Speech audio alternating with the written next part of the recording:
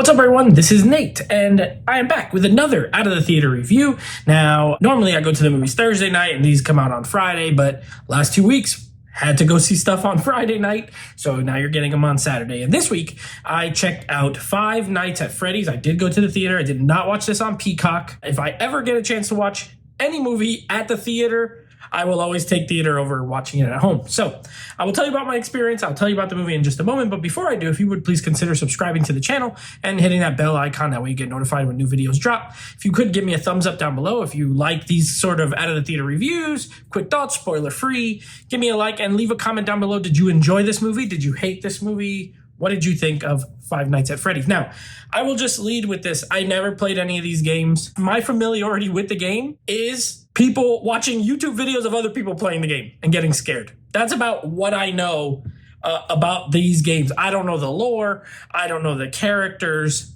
Nothing. So I went in essentially blind, other than knowing how the game functioned from seeing gameplay footage.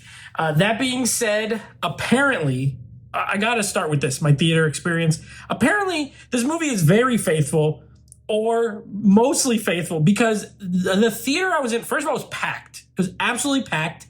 And they were cheering like if they were watching a Marvel movie. I'm not even lying. Like, certain things would happen, or certain name would be mentioned, or a character would appear, and they would absolutely lose their mind. So I'm assuming that these people are familiar with the game, and they know who these people are, or who these animatronics are, or whatever. So it was actually a fun experience for the most part. I did have to move seats because I was sitting behind a group of young ladies who would not stop talking. I don't know, 10 people told them to shush and shut up, and they just were like, didn't even. So I moved seats. Once I moved seats, it was a much better experience. But it was pretty fun to see a movie like this in a crowded theater who was reacting to it. Honestly, it's been a while since I've seen a movie like that. I think Barbie was the last one, but it was the reactions were very different. So it was pretty refreshing. If I felt like back in the day when I used to go in the theater, it was always packed. All right, enough about my theater experience. The movie is okay. It's an okay movie. I've seen a lot of scores online that are very low. I mean, mine's not going to be crazy high, just letting y'all know. But I've heard people say like it's trash, it's absolutely horrible, it is terrible. And I don't know if I watched the same movie. I don't think it was that bad. I will say, I read one review on Letterboxd and they were like, this should have been rated R and gory. This is not for adults. This movie's not for adults. This movie is for teenagers. It is very specifically for, I feel like, kids between age 10 and 16, maybe. Like, this is an entry-level horror movie. It's PG-13 for a reason. These games were like very scary to like little kids. I'm sure they played them on their computer with their friends and everybody get together and get scared. Obviously, adult YouTubers played it and would get scared, but this is not a property that is like for grown-ups. So I don't understand that argument of this should have been rated R. There's one kill in here that's pretty graphic for a PG-13 movie, which I was surprised about. Other than that, they're not graphic kills, but this is not an R-rated.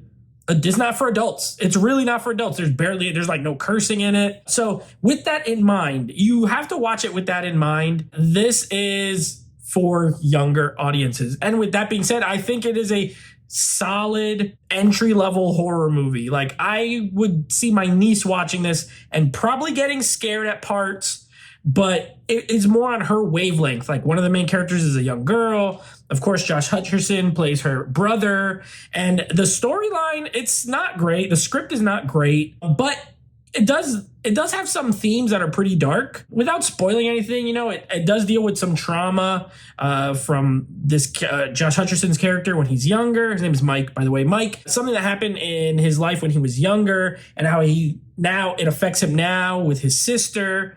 That I thought was pretty okay, like pretty well done. And then also the main villain of the movie, like, it's pretty dark what he does, and that's all I'll say, what he does. It's pretty dark. So it's not like there aren't some themes that are darker, but this is not a movie for like, it's not meant to be rated R. It's not meant to be a graphic adult film. So that being said, I thought it was fine for what it was. I had a pretty decent time. Like, I didn't hate it. The animatronics, like the suits, they look great.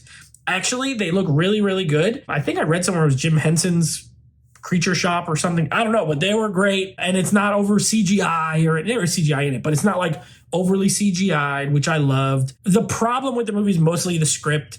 It's too long. Also, like, it's close to 2 hours. It's like hour 40 or hour 45, something like that. A little long. Could have been cut down a little bit.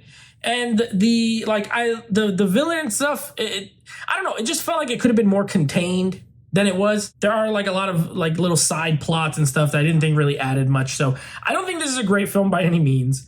I didn't hate it. I thought it was fine. I had a pretty decent time watching it. Will I watch it again? I don't know. I would probably watch it with like my niece, I think, because she's 12.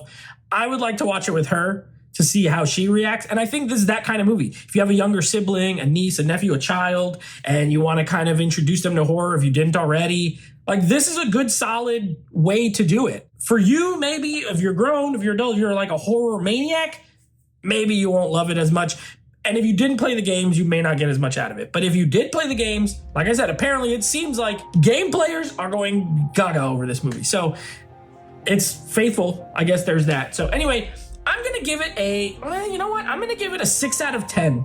A 6 out of 10, like a soft 6. I thought there was more good than bad, but it's just not a revolutionary film that is like, you know, fantastic or anything like that. But it's not terrible, and you can watch it with your kids. So 6 out of 10 for me. Anyway, that is it for this Out of the Theater review. I'll be back next week. I don't even know what comes out next week, but I will have an Out of the Theater review next Friday. So keep an eye out for that. Until then, take it easy.